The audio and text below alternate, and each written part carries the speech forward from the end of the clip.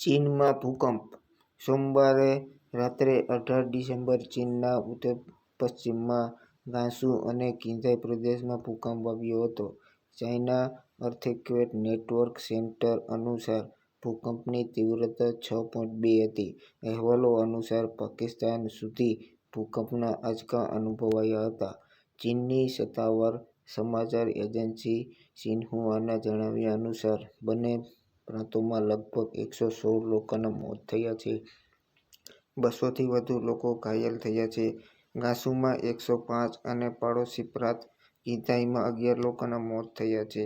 ભૂકંપનું કેન્દ્ર ગાંસુની જીસીશાન કાઉન્ટીમાં જમીનથી 10 કિમી નીચે હતું, જે કિન્ઝાઈની સરહદથી લગભગ 5 કિલોમીટર (3 માઇલ) દૂર હતું. ચીનના સીસીટીવી ન્યૂઝ અનુસાર ભૂકંપના કારણે પાણી અને પાવર લાઇનોને મોટું નુકસાન થયું છે.